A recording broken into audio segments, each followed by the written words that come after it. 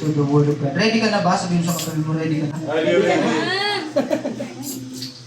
Sure ka? Ready ka na ba? Eh, masaya ka ba? Katabi mo yung katabi mo yun. Siyempre. Ha? Masaya tayo. Parang hindi naman. Amen. Sure ba? So, sa umaga nito mga kapatid, if you have your Bible, please open with me. Okay? In the book of Matthew, ito ay, yun, pwede na. Right? Inunahan ako eh. Okay? Matthew chapter 7, verse 13 to 14. Sabi niya,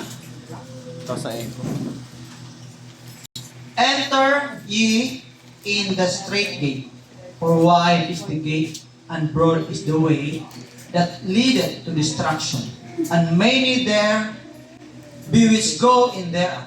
Grabe, napakalalim. Because straight is the gate, and narrow is the way which leadeth unto life, and few, may mga Bible dyan mga kapatid, and few there be that find it. Mga kapatid. Sa Tagalog, mga kapatid, meron kayong Tagalog dyan, mga kapatid? Sa kayo sa makapot na pintuan. Tagalog? Maluwang. Mateo? Pangalakan. 7 verse 13 to 14. Ito sabi ng Biblia. Kaya, pumasok kayo sa makipot na pintuan, sapagkat maluwag ang pintuan at malapad ang daang papunta sa kapahamakan. At ito ang dinadaanan ng marami. Ngunit makipot ang pintuan at makitid ang daang papunta sa buhay, at kakaunti ang nakakatagpo niyon. Also, Proverbs, okay, chapter 14, verse 12, sabi niya, there is a way which seems right. May daan daw na tila ba maganda. Tama. Unto man, but in the end,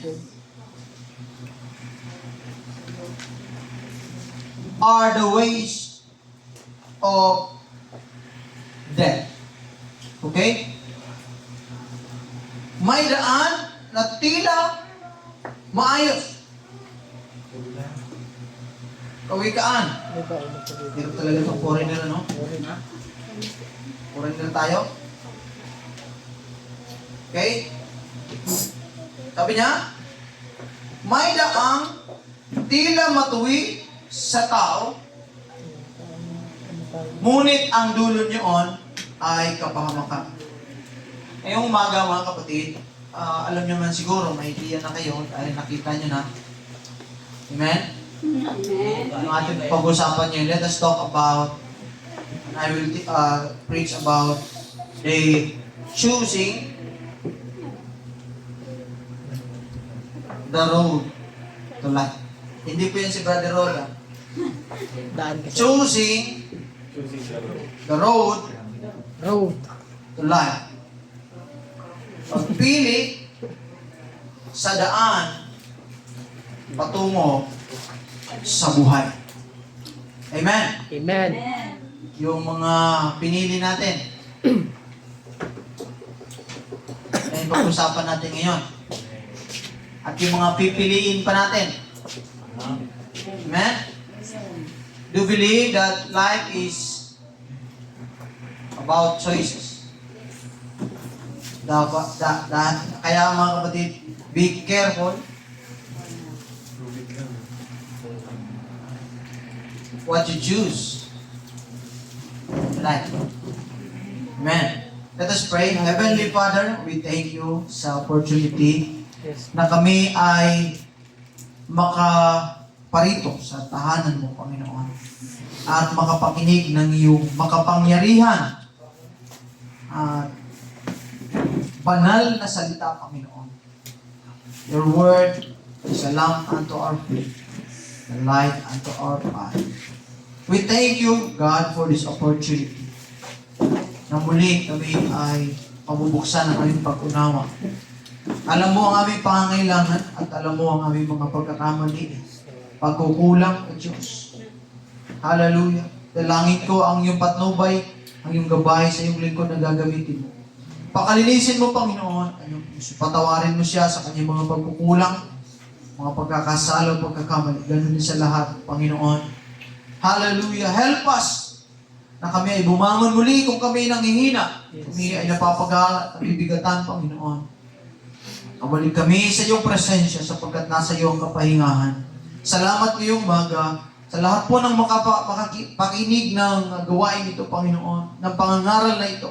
Ikaw ang patuloy na mangusap sa kanila. Salamat po, tinatanghal namin ang iyong pangalan at tinataas namin, O Diyos, sa dakong ito. Purihin ka sa aming mga kapatid, Panginoon, na wala ngayon ikaw ang patuloy kumilos sa kanilang buhay. In Jesus' name, I entrust to you everything when we pray. Amen. Pagpapakan natin ang Panginoon. Hallelujah. Kumumay ka ng tatlo lang. Apat katao. Lapitan mo. Yan, para mapili naman na talaga seryoso ka sa ginagawa mo. Amen. Apat na ba? Yung iba, parang tinatamad. Ayaw magpagpag kamay sa iba. Amen. Okay, so tayo ang lahat ay mga kaupo na mga kapatid. Now, as I've said, kanina, life is about choice. In fact, ang buhay ay punong-puno ng choices. Is full of choices. Bagay na natural sa atin from the very beginning. This is the best gift and sabihin natin, the most dangerous gift that God has given us is the choice. Because you can choose to obey God. Pwede kang pumiling sundin ang Diyos. Pwede ka din pumiling sumpain o baliwalain ang ating pong Panginoong Diyos, mga kapatid. And that is life. Isa sa pinaka-iniingatan ng Diyos na huwag niyang lagpasan or even though kaya niya, mga kapatid, pero ang Diyos, He respects our choice, mga kapatid. Palakpakan natin ang ating pong Panginoon. Now, the reality in life is, una pa lang, sabi ng pag-aaral, everyday, thousands of choices ang ating pong pinipili araw-araw. Amen? Pagising mo pa lang, choice na. Amen. Diba? Pinili mong dumilat ang iyong mata kaysa hindi. Choice na yon. Pinili mong bumangon kaysa umilata. Choice na yon, mga kapatid. Pinili mong maligo kahit sanay kang hindi. Diba? Choice na yon. Pinilit mong magsipilyo kahit hindi ka talaga nagsisipilyo. Choice na yon. Diba? Pinili mong kumain, choice na yon. Pinili mong lumakad, papunta sa church, choice na yon. Pinili mong magpuri sa Panginoon, choice na yon. Yung damit mo, choice na yon, mga kapatid. Kung ano yung itsura mo, it is your choice. There is a power in your choice. You have to understand that the reality of life is there is a choice, mga kapatid. Next, mo, sister. Hallelujah. Now, the most important choice we can make in life is to choose to walk with God. Nandiyan po ba kayo? Amen. Baka ang ating pong isip ay nasa labas. Baka ang isip po natin sa ibang bagay, sa ibang tao. Dapat pagpupunta sa church, we have to choose to walk with God. We have to choose na ang ating attention ay nasa presensya at sa pagpupuri at sa pakikinig ng salita ng Panginoon. Mga kapatid. Now, this is the most important choice. You can choose many things in life, but nothing as important as walking with God. Wala nang masihigit pa sa pagpili natin sa Panginoon, mga kapatid. Now, ang mundo ay nagbibigay sa atin ng marami pong daan. The world is giving us and offering us many paths in life. Success, sinasabi nila. Pleasures, mga kapatid. Maraming pagpipili ang relihiyon or yung pagiging self-righteous, mga kapatid. But let me tell you, hindi lahat ng daan, mga kapatid, na para bang okay sa ating paningin ay totoong tama. Amen. Amen. Hindi lahat ng parang maganda sa iyo ay tama. In fact, the most dangerous things in life when you choose good things rather than choose the right things. Because not always, parang hindi laging maganda ang pagpili ng tama. Maganda sa pakiramdam. Hindi lagi. In fact, minsan, hindi ka komportable yung piliin ng tama. Tama? Amen. Parang wala akong kausap. Amen. Minsan, kailangan natin pumili at kailangan natin magdesisyon na piliin ang tama even though we are not familiar and we are not comfortable. And when you base your life on choices of what you feel and what you see, sabi ng Biblia, may daan na tila mabuti, maayos sa paningin ng tao, pero ang dulo na ay kapahamakan. That's why I'm encouraging everyone today, mga kapatid. We have to know the right way and the right choice, mga kapatid, that will lead us to life. Na magkakaroon tayo ng tunay na buhay, mga kapatid. Even though marami po ang sinasabi ng mundo na ito. Diba? Pagka bumibili ka, ma'am, kahit hindi pogi. Diba? Sa banga. Diba? Kaya paborito kong pumunta sa palengke. Yan. Ako din eh. Diba? Magic word. Ganun lagi eh. Pagka nangihina ka, gusto mo matawag na ang pagkakatakot-takot na papuri, mga kapatid. Pogi, gwapo, diba? Handsome. Lahat. Tatawagin ka doon, basta makabili ka lang, mga kapatid. Hallelujah. So, ang mundo, maraming ini-offer sa atin. But we have to be careful as Christians, as disciples of Jesus Christ, or follower of Christ, mga kapatid. We have to choose what's the right things rather than the good things or the good feelings na pwede nating makuha sa pagpili ng offer ng sanlibutan. Amen? Amen. Mamaya pagdating mo sa bahay, pag-uwi galing dito, choice na naman. Pagkatapos ng church, it is your choice. Kung uwi ka ba o hindi. Pag pupunta ka sa church, it is your choice whether you worship God or not. Pagdating dito, mga kapatid, it is your choice whether you surrender yourself to God or not, mga kapatid. It is about your choice. Amen? Amen. We have to know ano yung mga bagay na tama at dapat nating piliin, mga kapatid. Sabi ng Biblia, trust in the Lord with all your heart, with all your might, mga kapatid, and lean not on your own understanding, in all ways acknowledge. So ang gusto ng Diyos, every time magkakaroon tayo ng choices sa buhay, we have to acknowledge Him, and He shall direct our path. Ang question ko ngayong umaga, sa mga Kristiyano, nangyayari po ba ito sa atin?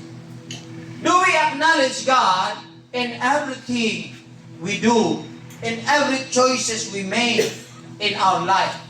Because if not, it may find good sa atin pong pakiramdam yung mga choices, but it will lead to destruction. Masisira ang buhay mo. Amen? Kaya sabi ng kaibigan mo, isang shot lang. Sabi ng ano mo, isang ganito lang. Sabi ng kaibigan mo, hindi yan. Hindi ka, tara, magkano tayo. Akala natin tama. Siyempre, papapurihan ka. Diba? Lakas talaga ni ano. Yung pa naman pagka may barkada ka, pagka hindi mo pinagbigyan, wala ka pala eh. Siyempre, i-strike ngayon ng ego mo. Gagawin mo. O, sige na nga lang. O, astig ako, no? Pero para sa'yo, okay sana. Diba? Para sa'yo, okay, pero it will lead you to destruction, mga kapatid. Alam mo, lahat ng bisyo, lahat ng bagay na kinaadikan ng tao, nagsimula sa unang tikim. Hindi naman una, isang galon agad eh. Emperador? Hindi naman. Isang ano lang yan, isang baso lang. Ang unang sigarilyo yung mga na-addict, isa lang muna. Diba? Ang bisyo, isa lang. Nagsimula sa buyo, nagsimula sa kaibigan, company, kaya yung mga kaibigan mo na hindi nakakatulong para dalhin ka sa, unti-unti mo silang dalhin sa Lord. Or lumayo ka sa kanilang mga ginagawa. Huwag mo silang sumpain, huwag mo silang kalimutan. Kundi yung mga ginagawa nila hindi tama, dapat mayroon kang salita ng Diyos sa buhay mo. Because the Word of God will lead you to choose the right things, mga kapatid, na makakapag-glorify sa atin. Amen. Next, sister. Now, the reality of life, and when in the Bible, mga kapatid, there are two choices. Dalawang gates ang pinag-usapan dyan. May isang daan na punong-puno, wag ang maluwag, lahat nandun na. Mayroon namang isang daan na makipot. The wide gate, mga kapatid, represents easy entry. Represents compromise, worldliness, and self-indulgence. Marami pumupunta dito. Kaya huwag kang magtaka na pagka sinabi ng isang kukunti lang ang relihiyon nyo, kami madami. Hello? Amen. Bakit madami? Because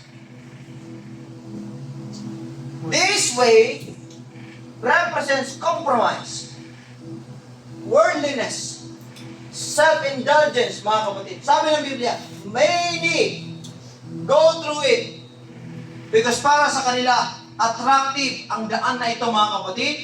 Effortless, pero tingnan mo, yung kanyang daan, yung kanyang patutunguhan ay distraction. Ganyan ang tao. Kumbaga, kapag ka nag-settle ka ng, okay lang dito, di ba? Dito na ako, pastor. Bakit? Kasi dito walang bawal eh.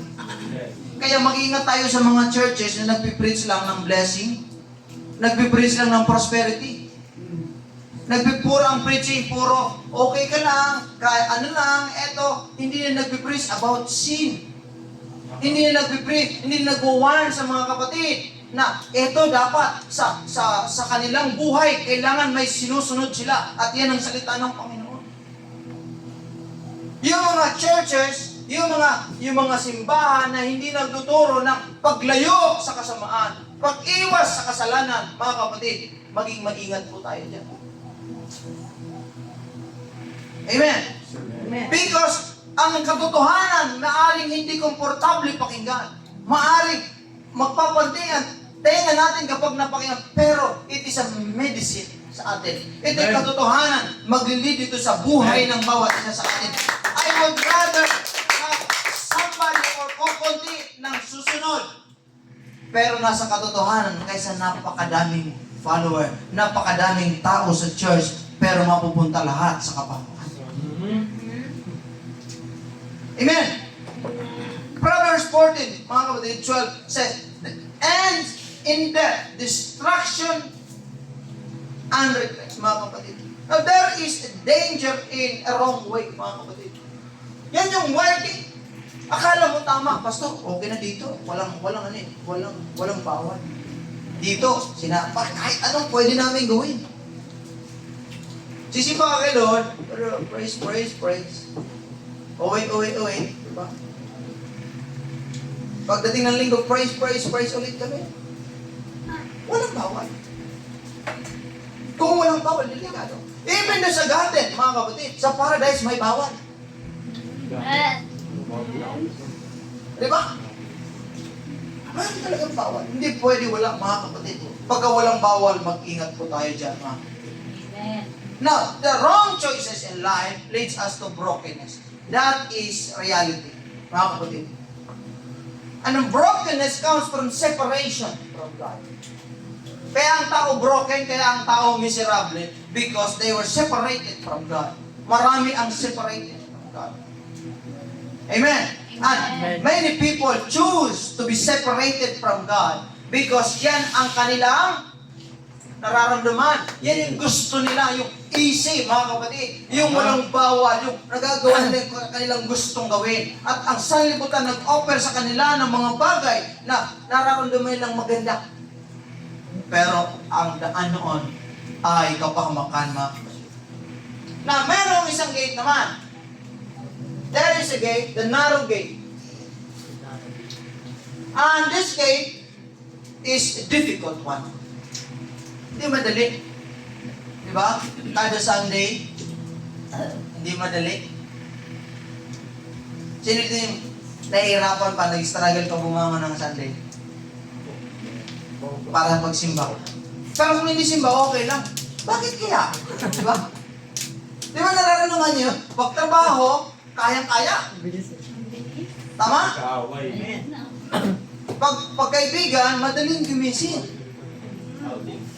Outing. Lalo na pag-outing, mga kapatid. Pastor, doon ako mag-church. Doon ako matutulog sa church. Magulat ka, Sabado ng gabi, patulog na yung pastor. Biglang, may bag, malaking bag. Ano yun? Higaan ko po ito. Dito na ako matulog para bukas. Tapos pag sinabihan mo, may simba tayo bukas, pastor. Medyo ano eh. Baka magkasakit ako Sunday. Diba? Schedule. Ano na, predict niyo yung kanyang pagkakasakit. Amen? Mahirap. Difficult man. Kaya lang, this is the right choice na mag-lead sa'yo sa tunay na buhay at sa pangako ng Panginoon sa buhay natin, mga kapatid. Kaya kita mo, anong kaibahan ng mga taong patuloy na naglilingkod sa Diyos, patuloy na sumusunod sa Diyos, kaysa sa hindi sumusunod sa Diyos? Ang narrow gate represents surrender to Christ. Repentance and obedience. If you want to succeed in life, it must came from true surrender. Kailangan surrender. Kung baga, ganito ang tunay na kahulugan ng surrender. Lord, sa sarili ko, hindi ko kaya. Kasi nga, kung ikaw lang at ako lang, hindi na talaga natin kaya pagsubok sa mundo. Lahat, pwede tayong alipinin ng sanlibutan. Subukan mo, umalis ka sa Panginoon, magiging alipin ka ng sanlibutan. Walang anumang bagay na malalagpasan mo sa mundo, mga kapatid, kapag wala ka sa Panginoon. The only way na nakasurvive tayo at the only way na nananalo tayo sa buhay nito because God is with us. And greater is He that is in us than He that is in the world. Yan yung only way. Kaya pag nakita mo, lalo yung kabataan, kapag unti-unti kang lumalayo sa Panginoon, unti-unti kang sinasakop ng mundo at ang mundo ay inaalipin. Kaya hindi ka makatanggi. Diba? Amen? Amen. Hallelujah! The narrow gates requires humility and faith. Doon sa mga malalawak na pintuan, yung mga pumapasok doon, ito yung mga mapagmataas. Bakit sila mapagmataas? Nandoon kasi yung pride of life, nandoon yung kanilang kayamanan, worldliness, diba? Yung offer ng sanlibutan doon. Kaya, mahirapan silang magpakumbaba. Pero itong mga taong nasa Panginoon, mayroon silang humility. Amen? They humble themselves before God and they obey Christ. They follow God and have faith in God. Yan yung mga taong nasa Panginoon, mga kapatid. And this way leads to eternity. Leads us to eternal life. Kaya yung naroon guys na ito yung nagpipilian dito, mga kapatid. Hindi ito basta-basta. Akala ko, siguro, pagka sinabi ko sa inyo, pumasok ka, madali lang sabihin ito. Pero pagka nandun ka na sa crossroad, alam mo yung crossroad? Yung isang pintuan, ito yung isa papuntang Quiapo, yung isa papuntang Baclaran. Ang crossroad, yung mismong kanto. Kumbaga, dito kayong paway, yan yung tinatawag na crossroad. Mamimili ka saan ka pupunta. Mamimili ka saan ka dadaan. Doon ba sa makipot o doon ba sa maluwag na daan? At ang maganda, mayroon ka ng idea ano yung mangyayari sa iyo sa makipot na daan at ano yung mangyayari sa iyo sa maluwag na daan. Sa maluwag na daan, maaring komportable ka, maaring ngayon aaliwin ka, pero pagbabayaran mo eternity. Pagbabayaran mo ng matagal, mga kapatid. Walang katapusang kaparusahan yung nandoon. Pero kung doon tayo sa makipot na daan, bagaman mayroong sufferings, bagaman mayroong sacrifice, bagaman hindi ka tayo pabanding-banding lang. Pero ang dulo nun, mga kapatid, ay buhay na pinangako ng Diyos sa atin. I would rather choose, hallelujah, the sufferings today and enjoy the promise of God than enjoy this life today and suffer the consequences of my choices. Amen? Amen. Kailangan matuto kang mamili. Tama yung pinipili mo, mga kapatid. Kita mo sa mga pinili natin sa buhay, nagkukos yan ng ano natin ngayon eh. Kung ano ba ngayon is parte ng choice mo kahapon. Amen. Amen. Amen? Amen. Yung taong pinili mo, kaya hindi ka pinili. Diba? Sabi ni Pastor, go lang, natamaan si brother. Natamaan si sister. Hello? Come on, preach! Natamaan siya. Hindi niya alam na siya pala. Diba? Kasi andun tayo sa preference natin lang. Lalo sa mga young people, mga lalaki. Diba? Mga youth. Pastor, kailangan maputi. Pipili, ayun siya nakikita. Maganda. Matangos ang ilong. Mayroon tayong, sabi pa nung ano is, Coca-Cola. Yung iba naman, Yakult. Yakult na ano. Diba? Coca-Cola pa. Coca-Cola straight. Kaya nung pinili mo, mayroon ibang gusto. Pero okay ka ngayon. guys. Anong gagawin mo? Pupunta ka ng Facebook. Diba? Diba? Ano yung i-share mo? I-share mo yung mga sad song. Diba? Ikaw ang sumpa. Naliligaw. Magpo-post ka ngayon ng mga quotes. Diba? Magpaparinig. Buti pa yung kaysa sa iba dyan. Diba? Tatangkapi ka na lang. Diba? Why? Because wrong choice. Ang tawag dyan, wrong mistake. Amen? Maling choices, mga kapatid. Kung pipili ka ng magiging partner in life, dapat yung na kay Kristo na. Dapat yung nasa church na. Parang wala mo. Amen. Ba't ka pipili nung mahihirapan ka pa? Pagdating ng panahon, hindi siya naglilingkod sa Diyos, ikaw, gusto mong nagsisimba ka. Mahal mo si Lord. Pagdating ng panahon, maghihilaan kayo. Ikaw papunta sa church, siya papunta sa sabungan. Tama. Sasabihin niya, pareho naman tayo pupuntahan yung Kristo. Sa sabungan may Kristo. Sa church may Kristo. Hindi ko mag-gets yun. Nasa Kristo. Ano yung Kristo? Yung nagpapano ng ano? Kristo mo tawag din ako, sir? Wala, meron. Yung Kristo, yun yung siyang si referee ba? Yan yung Kristo. Kristo mo na. Siya wala. Kristo mo na pala doon.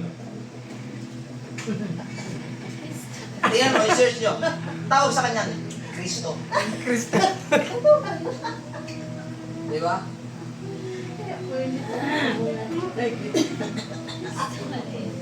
Kaya ang gagawin ng asawa, pagka siya ay wala sa Panginoon, ikaw gusto mo sa simbahan, nag-asawa ka, ayaw sa Panginoon, hindi sa Panginoon.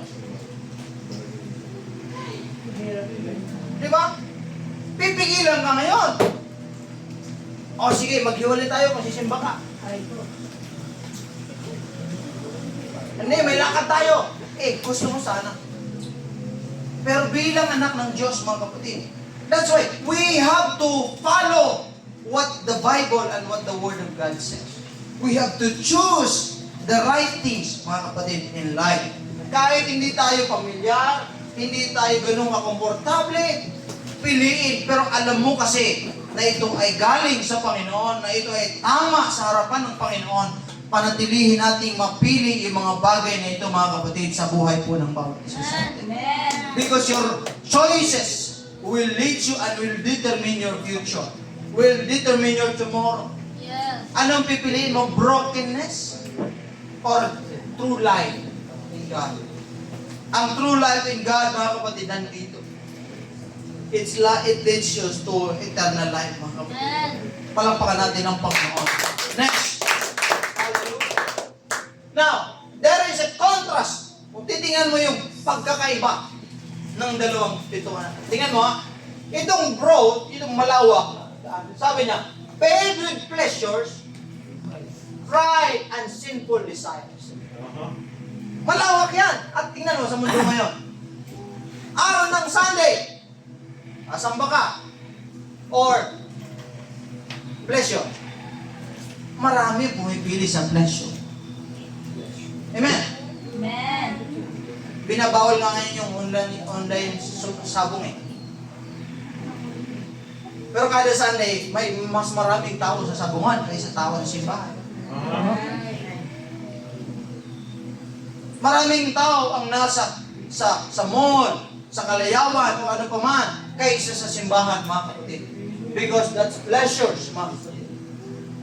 Pride, sinful desire. Yung mga bagay na nagbibigay ng pride sa tao, mga kapatid, at yung mga bagay nagbibigay ng sinful thinking, sinful thoughts, mga kapatid, and desire, yan yung nasa malawak na daan. Kaya kapag isang bagay, parang, eto, walang bawal dito, matakot ka. Dahil dyan, naninirahan ng kaaway. Amen. Diyan ang gusto ng kaaway sa atin, mga kapatid. It paved with looks, comfortable, but it is spiritually deadly. Kaya sa paglilingkod natin, mga kapatid, kung ikaw komportable na lang. Sa paglilingkod mo, parang wala ka ng pakialam sa mga bagay na para sa Panginoon. Pag nagsisimba ka, parang pupunta ka na lang sa simbahan kung kailan ka komportable, mag-ingat ka. Baka sa pagbabalik ng Panginoon, hindi tayo makasama, mga kapatid. Baka sa pagbabalik ng Panginoon, hallelujah, yung pinaghirapan natin, magiging sayang lang. Mabaliwala lahat, mga kapatid. Why? We should be careful. We have to work out our salvation, mga kapatid. With fear and trembling, mga kapatid. Let us go with the narrow gates, mga kapatid. Because the contrast of two roads, dito sa broad road, mga kapatid, ito, isa, popular. Sikat. Diba? Ano yung mga pangangaral na sikat ngayon? Diba? Follow your heart. You only live once. Do what makes you happy. Follow your heart. Parang bagang sa tao, okay. Para sa atin, okay ha. Diba? Pero mga kapatid, marami ang sumusunod sa puso na walang tunay na kapayapaan. Marami yung mga gumagawa niyan, mga kapatid, na wala sa kanilang katotohanan. And it leads them to destruction and chaos and trouble, mga kapatid. That's why they need God. They need the truth in the Word of God, mga kapatid. Bilang mga anak ng Diyos, hindi tayo dito sa popularity contest. Dito tayo sa katotohanan na kailangan alamin natin ang katotohanan, sundin natin ang katotohanan, sundin natin ang ating pong Panginoon, mga kapatid. Palapakan natin. For example, si Adam and Eve, mga kapatid. Tingnan mo, unang tukso ng ahas. Unang tukso kay Eva, ang sabi niya, hindi mo ba nakita? Ang ganda ng prutas. Yung kanyang paningin ba? Masarap sa mata. Parang wala naman akong kausap. Amen. Masarap sa mata. Pastor, grabe pag tinitingnan ko talaga. Diba? Na first sight ako.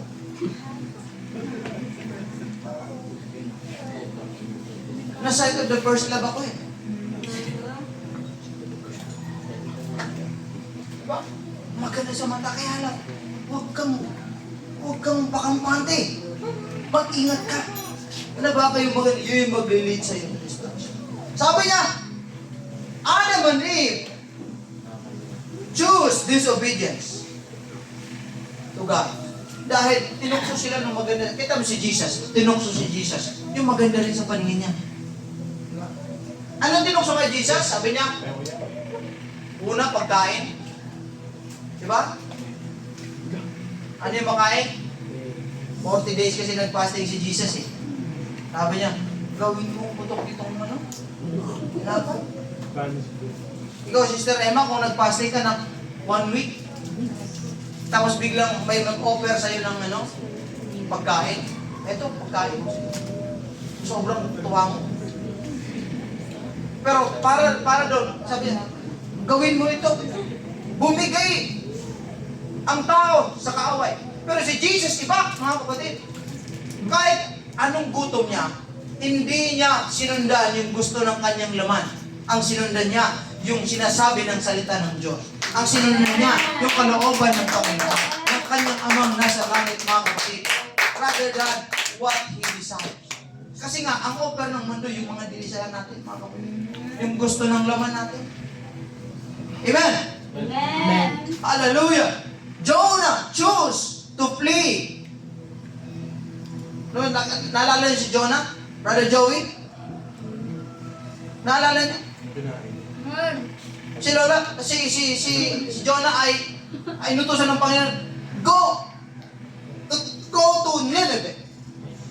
Saan siya pumunta? Yeah. Sa Tarsus. Sabi niya, book ako ng super ferry, papuntang Tarsus.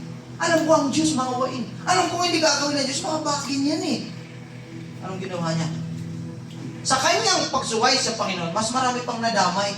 Kung hindi sana niya sumuhay, yung bangka na yon, yung super ferry, okay sana. Kaya lang, napahamak yung ibang tao dahil sa kanya. Alam mo yung disobedience natin sa Diyos, apektado yung ibang tao na kapaligid sa atin. Amen. Akala mo ikaw lang, no? Family mo, apektado.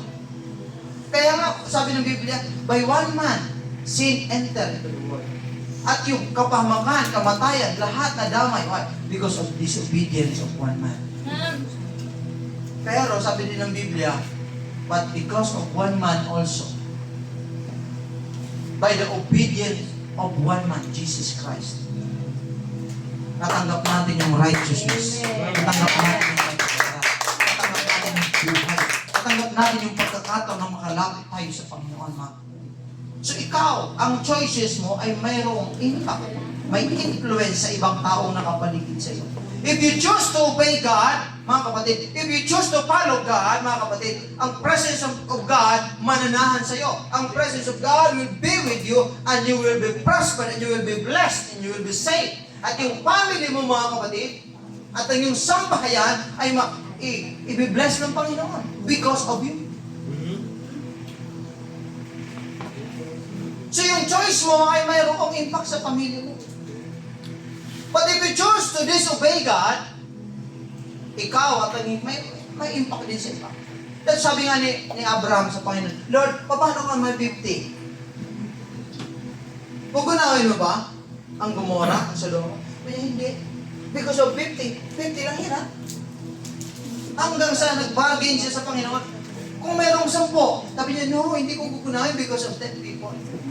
Alam mo ba bakit hindi pa ang Panginoon, hindi pa talaga totally ginuno ng Panginoon ang mundo? Hindi pa ang Diyos bumabalik? Because mayroon pang mga Kristiyano, may mga anak pa ng Diyos na nagtatapat sa Kanya. Amen. Kung lahat ay gumagawa ng kasalanan, lahat sumusuway sa Panginoon, mga kapatid, delikado ang lugar natin, delikado ang bansa natin, mga kapatid. Delikado ang buong mundo. Kaya lang ang Panginoon nahabag sa atin because may mga anak ng Diyos na tunay na naglilingkod sa Diyos, na tunay na sumasampalataya, at tunay na nagmamahal sa Panginoon, mga kapatid. Hallelujah. The narrow road demands self-denial and carrying the cross every day. It marked by holiness, righteousness, and obedience to God's word. Through difficult, it leads to eternal reward. Yan yung narrow life. Yes! May self-denial dyan. Pastor, ano ibig sabihin? I-deny ko yung sarili ko. No. Yung gusto ng laman mo. Kita mo kanina umaga pa lang, laban na kanina. Di ba? Gusto mo pang matulog. Gusto mo pang humilata. Kaya lang, you have to deny yourself. Nobody can be the true follower of Jesus kung walang self-denial. Kung hindi mo i-deny ang sarili mo at susundin mo ang salita ng Panginoon. Amen. Gagawa ka ng choice na parang okay, masarap sa laman, masarap sa sariling paningin, mga kapatid, pero mag-release ito ng distraction sa atin, mga kapatid. Huwag nawa nating pahintulutan, mga kapatid. Let us continue to pursue holiness and righteousness and obedience to God's word, mga kapatid. Na mas piliin natin ang salita ng ating pong Panginoon. We have to seek God's word, mga kapatid. The Bible says, Thy word is the lamp unto my feet, mga kapatid, and the light unto my path, mga kapatid. And guidance ng salita ng Panginoon ay kailangan, though it may be difficult, sometimes, mga kapatid.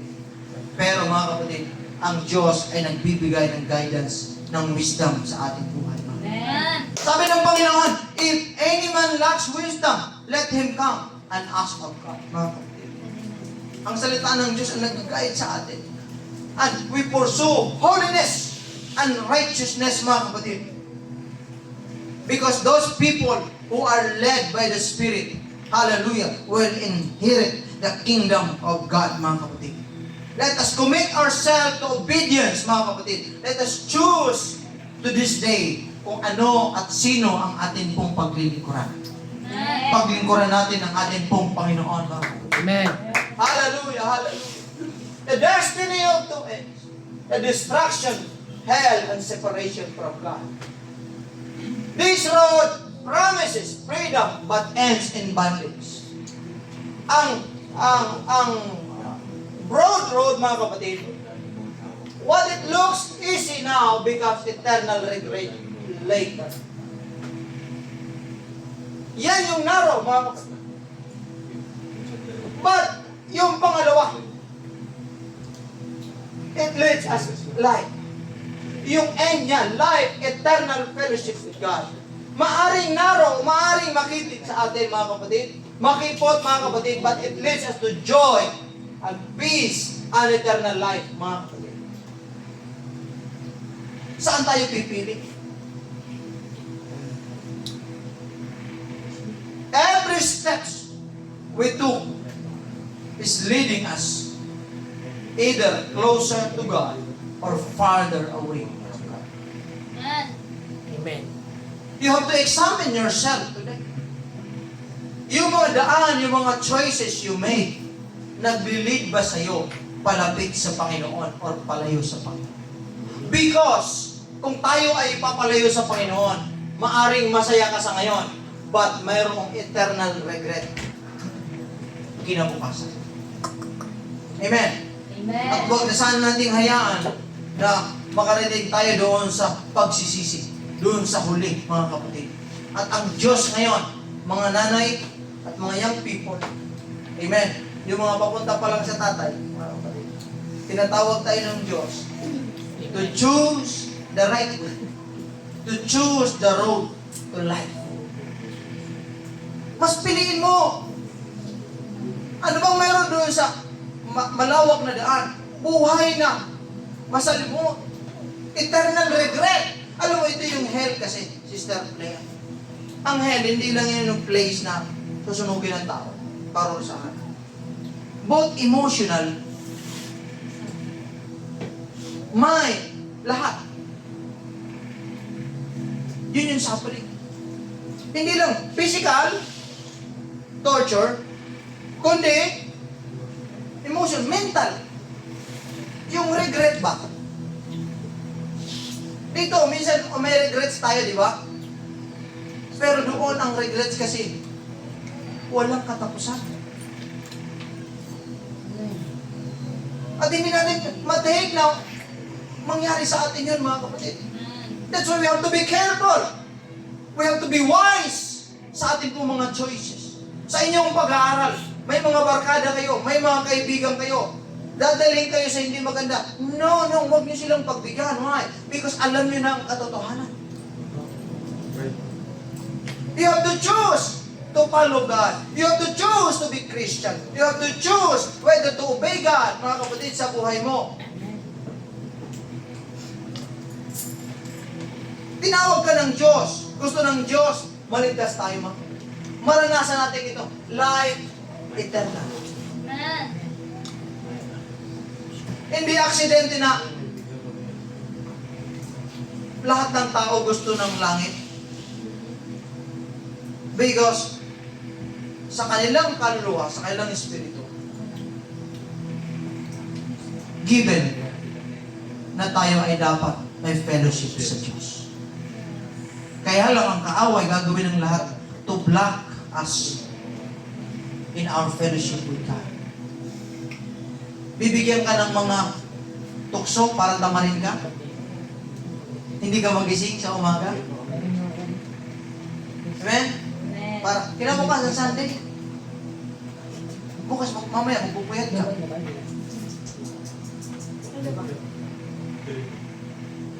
Bibigyan ka ng offer ng mundo. Huwag ka nang maglingkod, huwag ka nang magsimba, mga kapatid. Kaya mo pa ba yan? Amen. But like two roads, mga kapatid. Isa, parang easy. Pero, ang dulo nun, kapahamakan. Ang isa, makipot. Parang ang hirap dito. Pero ang dulo noon, it is life. Amen. The life eternal, mga kapatid. At si Jesus, sa umaga ito, siya yung nakatayo sa pintuan ng iyong puso. He is standing in the crossroad of your heart. And it's your call, mga kapatid, whether to obey Him, to choose Him, or otherwise. Choose otherwise, mga kapatid. But He's saying today, this is the way. Dito ka lumakad. Amen. Higit sa lahat, according to the Bible, sabi niya, no one comes to the Father except I am the way, I am the truth, and I am the life. Let us choose God today. Amen. Kung ikaw pa pipiliin ko ngayon, langit o langit? Ha? Bilang mga anak ng Diyos, dapat hindi na sa atin option yung punta pa ako sa Diyos. Yes, may mga struggles tayo sa ating sarili.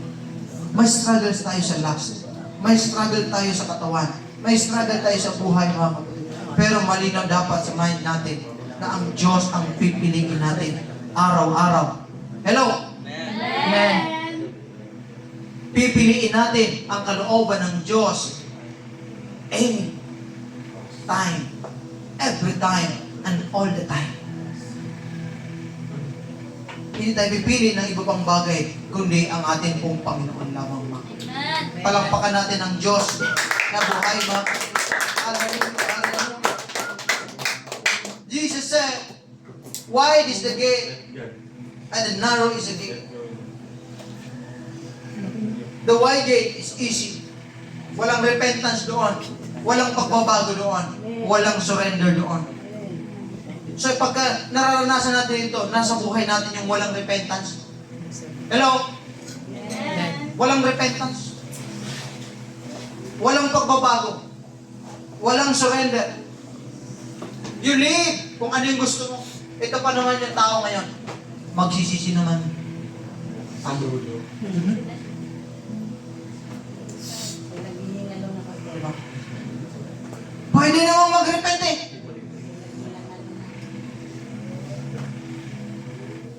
Hello? Nandiyan pa ba kayo? Amen. Amen. Pwede naman mag-repent. Pwede naman magsisi. Ang Diyos naman mapagpatawad. Kaya pipiliin pa rin natin magkasala. Pipiliin pa rin natin yung hindi magandang bagay kasi ang pwede naman.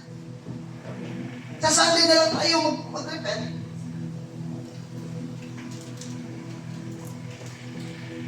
Pero sa tingin mo ba ang Diyos natutuwa? If we deliberately do something na nag-oppose sa Diyos, sa tingin mo ba matutuwa ang Diyos? Kahit umiyak ka ng umiyak dyan, kahit maglumpasay ka pa dyan, alam kasi ng Diyos eh. Amen? Alam ng Diyos ang puso ng tao. Yes. That's why ang true repentance is not just uttering words and crying unto God. No. Ang true repentance is changing of your ways. Yung dati mong ginagawa na hindi ka lugod-lugod sa Panginoon, you choose not to do it anymore and you try yourself, you do your best para alisin yun sa buhay mo at surrender ang sarili mo sa Panginoon. But if you still choose that things at parang ginagawa mo ng lisensya ang grace ng Panginoon, ang Diyos naman graceful, ang Diyos merciful. Eh, pupunta tayo sa church. Sige lang, gawin natin yan ngayon. Gawin mo ito ngayon. Pero sa Sunday, magre-repent ako. Hindi po yan ang tunay na repentance. Amen. Ang tunay na repentance, dati nagkamali ako dito. Dati hindi natuwa ang Diyos sa ginawa ko. Dati nagkasala ako dito sa Panginoon. But now, hindi na pwedeng mangyari muli sa akin. Yes. I will do my best na makalapit muli sa Panginoon. At ako ay magpalakas sa Panginoon. Para pagdaan ko sa mga ganung problema, pagsubok at tukso sa buhay ko. Hindi na. Because yan yung tunay na repentance. Bagong daan. Palakpakan natin ang ating po. Hallelujah! Hallelujah! The narrow gate, Jesus, yun sa'yo. Siya mismo ang narrow gate, mga kapatid. I am the door, sabi niya. But if any man enter in, he shall be saved. At yung pagpasok sa pintuan na yun, mga kapatid, we have to humble ourselves, repent of our sin, and accept the Lordship of God in our life. Amen. Is Jesus the Lord? Amen. Amen. Amen? Amen. Dalawa lang yan. Ikaw o si Lord. Kung ikaw, Panginoon, susundin mo yung gusto mo. Amen. Ang kung ito, hello, pakinggan ninyo. Kung alam mong Diyos ka, sige, sundin mo yung gusto mo. Sundin mo yung mga gusto mo sa sarili mo. Huwag mong pakinggan ng Diyos. Kung alam mong Diyos ka. Sige nga, sino yung Diyos dito? Sige, sasambahin ko kayo ngayon. Diyos-Diyosan. Pero kung alam mong hindi ka Diyos, at may tunay na Diyos, yun ang sundin natin. Amen. Siya ang sambahin natin. Siya ang pakinggan natin, mga kapatid. Ang kanyang mga salita, ang lagay natin sa ating pong mga puso. Dahil siya po ang may-ari. Siya po ang may likha ng buhay. Amen. Amen. Amen. Yung daan na dinadaanan mo ngayon, i-check mo, kapatid. I-check natin lahat. Kasama po ako dyan. Yung daan na tinatahak mo ngayon, i-check mo. Baka dyan ka mapahamak. Baka dyan ako mapahamak. Let us check our hearts today, mga kapatid. Ating pong pagbulay-bulayan ang salita po ng ating pong Panginoon. Mga kapatid. Amen. Hallelujah. Next. Last. Jesus says, many choose the broad way, but few find the narrow way. Mag-rejoice kayo. Kasama kayo sa few. Amen. Parang hindi kayo masaya. Amen. Masaya ba kayo? Yes. Parang hindi. Amen. Amen. Hindi kayo kumbinsido. Masaya ba kayo na isa kayo sa mga pagkaunti? Amen. Ang pagsunod sa Panginoon means going against the flow of the world. Ito yun. Ito kasi normal sa mundo ngayon. Natural na. Okay na. New normal. Sabi ni BBM. This is new normal. Huwag na kayong mag-alala. Tanggapin nyo na lang. Wala na kayong pera, ubos na yung pera niyo. Don't follow the crowd.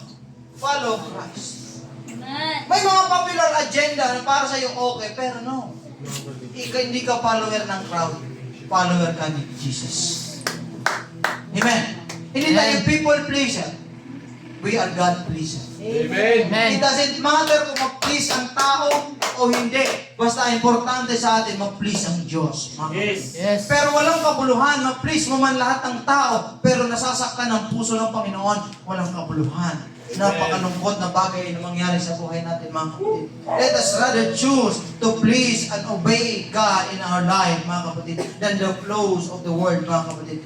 Kahit sa kagustuhan ng mundo, sa ating pong mga buhay.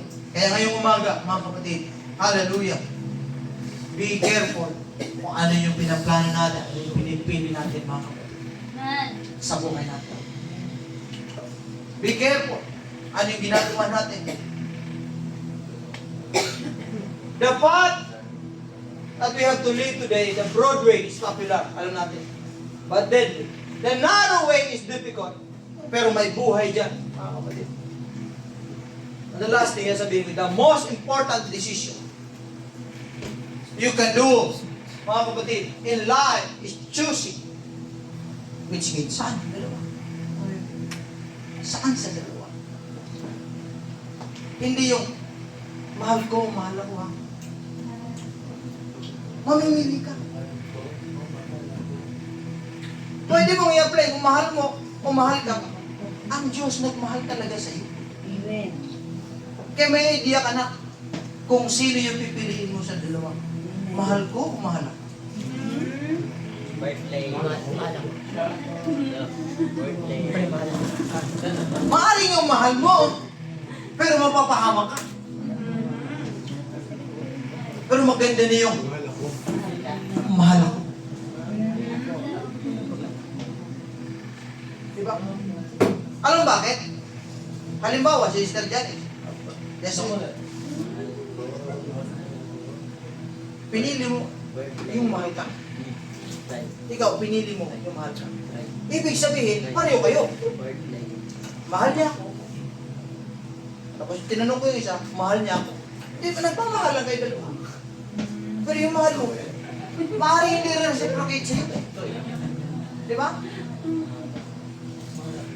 Mahal mo ang mundo, mahal mo ang sanlibutan, mahal mo ang flow ng sanlibutan.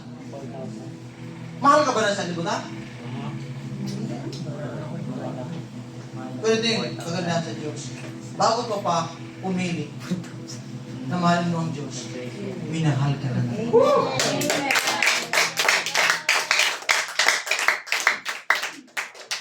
Kaya, ang question dyan, pipiliin mo ba siya?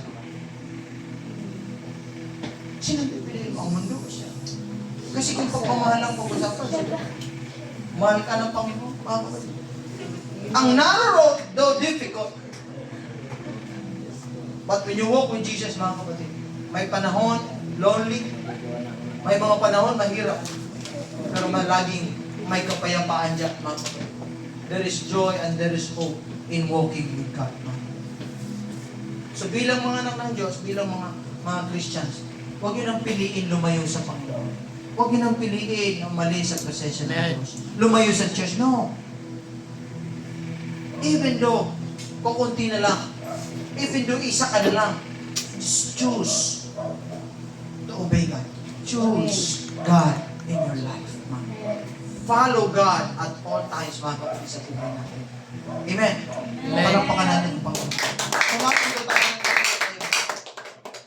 Hallelujah.